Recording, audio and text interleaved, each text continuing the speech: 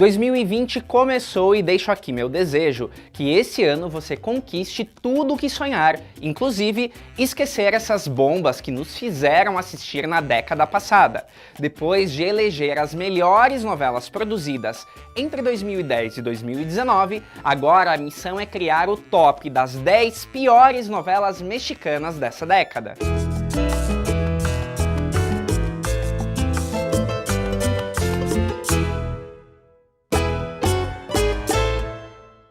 O ano passa, meu pedido não. Se inscreva no nosso canal, deixe aqui seu like, seu comentário e clique no sininho para ser notificado de todas as nossas atualizações. O Almanac Latino também está disponível no Facebook e no Instagram. Em 10º lugar, uma novela que prometia fazer história e amargou uma forte rejeição da audiência. Paixão e Poder prometia muito mesmo, afinal, além de trazer o astro Fernando Colunga como um vilão, ainda dividiria créditos com outro grande ator, Jorge Salinas. Era o remake de uma trama dos anos 80 sobre famílias milionárias e rivais. Te voy a hundir en la vida. Trata y lo vas a perder todo. Y yo perderlo, el que lo está perdiendo eres tú. Mira, yo siempre hablo con la verdad, así que te lo voy a decir. Yo le dije a Julia que tú eres el padre de Franco.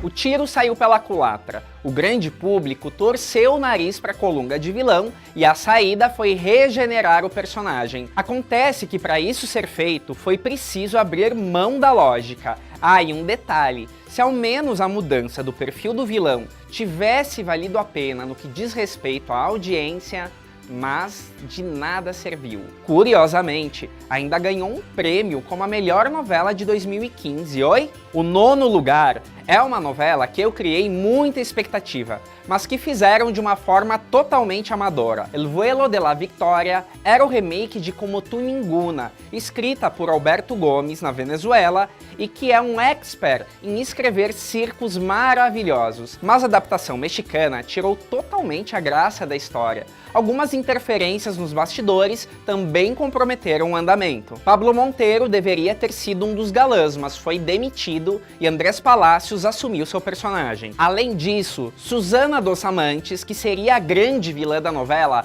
reclamou do personagem e pediu para morrer. A atriz inclusive se arrependeu depois, mas já era tarde. A cereja do bolo foi que no último capítulo tudo se revela como um sonho da protagonista. Assim ou mais patético? O 8º lugar é outra novela que tinha tudo a seu favor para ser incrível, mas foram por uns caminhos que culminaram numa decepção. La Malquerida é aquela novela que a Vitória Rufo conta para quem quiser que se arrependeu de fazer. Acontece que a protagonista não era exatamente ela, e sim Ariadne Dias, que defendeu um personagem difícil de uma jovem que se apaixona por seu padrasto, personagem do galã peruano Christian Meyer. Só que teve um problema, ou melhor, dois. O primeiro é que a novela deu muita atenção para uma trama secundária com a atriz África Zavala, enquanto a história principal simplesmente não andava. O segundo ponto é que quando essa história finalmente saiu do lugar, a direção e o texto criaram uma atmosfera onde parecia que eles torciam pelo romance entre padrasto e enteada. Se vocês procurarem no YouTube,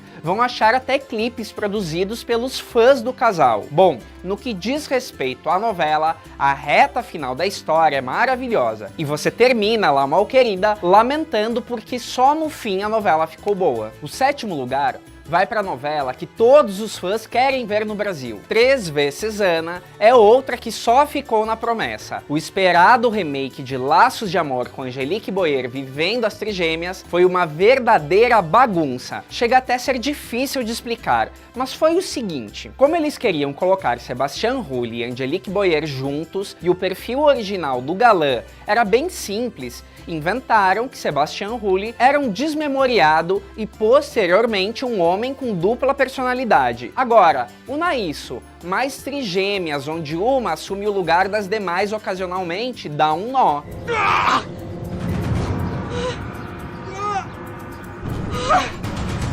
A novela ainda foi pontuada por excessivos flashbacks para tentar explicar o caos que o próprio roteiro criou. Foi um fracasso, embora os fãs não aceitem. Sexto lugar, e agora a ruindade vai se aprofundar. Mirando no êxito das narconovelas da Telemundo, a Televisa contratou o executivo responsável por essa levada. Patrício Wills, nada bobo, vendia as novelas produzidas em seus estúdios próprios para a Televisa. Veio então La Piloto, protagonizada pela atriz Lívia Brito em 2017. Bom, era o esquemão de sempre das narconovelas. Muito tiro e traficante para tudo que é lado. É difícil eu defender essa novela, porque já declarei algumas vezes que não curto esse tipo de história. E no caso de La Piloto, creio que nem o grande público tenha curtido. E vejam só que insólito. No ano seguinte, eis que me fazem La Piloto 2. Mais e mais aventuras para Yolanda. E eu, francamente, só vi nisso uma estratégia comercial do executivo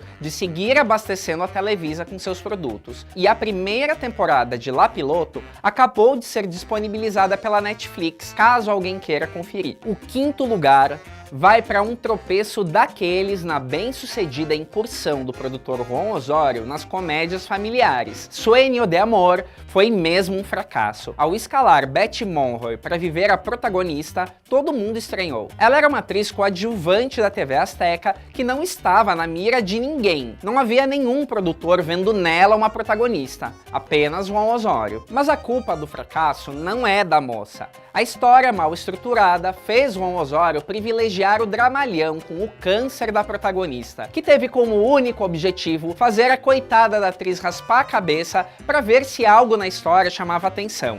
¿Quieres contarme qué pasa? Tengo cáncer.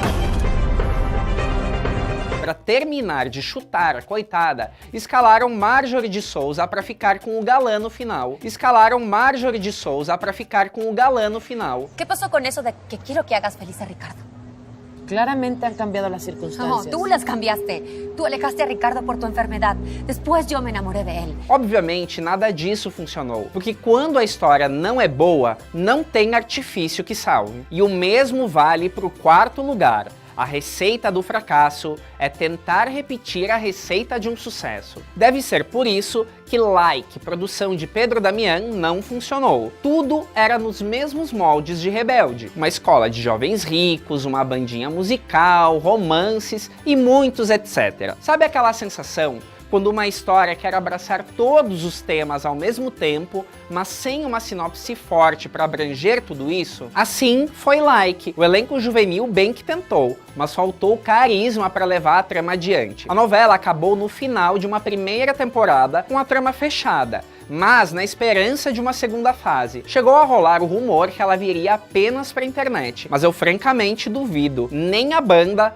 conseguiu emplacar um hit sequer. Chegamos ao pódium. Terceiro lugar fica para uma história tipicamente brasileira, que não tinha nada que estar no prime time mexicano. Doña Flor e seus dois maridos não agradou. Protagonizada por Ana Serradilla, Sérgio Moro e Joaquim Ferreira, a história de Jorge Amado misturava o sobrenatural, romances e personagens pitorescos. O livro não rendia uma novela, então, obviamente, muita coisa foi criada para preencher essas lacunas. A trama logo perdeu fôlego e foi encerrada com 65 capítulos de 1 hora. Juro, eu tentei assistir, mas sabe quando nada na novela soa interessante? Vai parecer implicância com o Brasil, mas não é. Nosso segundo lugar é outra história brasileira que não tinha nada que ter ganhado versão mexicana. El Bien Amado foi um grande fracasso na carreira do produtor Nicandro Dias Gonzalez, que há tempos divulgava que tinha intenção de produzir uma versão dessa história do autor Dias Gomes. A novela por si só já contava com muitos personagens caricatos, como o prefeito Odorico, Dirceu Borboleta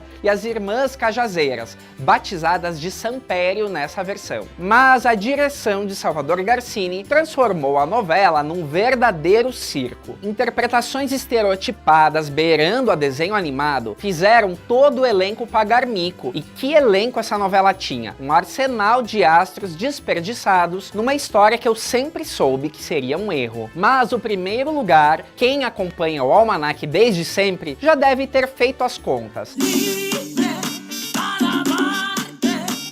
Emílio La Roça produziu 3 novelas durante essa década, as 3 marcadas pelo fracasso, mas nenhuma conseguiu ser tão ruim quanto Libre para Marte, a novela que marcou a estreia da cantora Glória Trevi como protagonista de novelas. Libre para Marte foi a adaptação de um seriado colombiano chamado Los Canários, sobre as aventuras de um grupo de taxistas e seus inusitados passageiros. Os canários viraram crocodilos na versão mexicana, mas nada, absolutamente nada funcionou nessa novela. Primeiro, porque carecia de uma história mais sólida para ser novela. A falta de uma sinopse foi evidente já na primeira semana da novela. Depois, porque Glória Trevi não tinha um pingo de carisma como atriz. A ver, un momento, Aurora.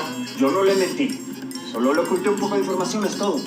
¿Un poco? ¿A quién? ¿A su papá o a mí? Usted sabía que yo me estaba quejando de don Zacarías y usted no me dijo nada. Y yo de mensa ahí contando y explicando todo. Não era eficiente no drama, nem na comédia, e além disso, condicionou seu contrato a reduzir drasticamente as cenas amorosas na trama. E desde quando existe uma novela sem romance? Isso impactou muito no que poderia ser um dos caminhos para resolver a crise que virou Libre para Marte. Emílio La Roça não é o tipo de produtor que vê o navio afundando sem fazer nada. Ele bem que tentou consertar a história, definindo a figura do vilão mais concretamente e dando peso a alguns personagens coadjuvantes que poderiam equilibrar a participação de Glória Trevi. Mas quando a ideia original não é boa, dificilmente tem conserto. Que década, hein? Muitos fracassos, ideias ruins, ideias boas mal executadas e aquela sensação de que o gênero da novela precisa ser urgentemente resgatado, entendendo que modernizar o formato não é trocar de formato. Qual a sua lista das piores novelas? Deixe seu comentário, aproveite para dar um like nesse vídeo e se inscreva no nosso canal. Até mais!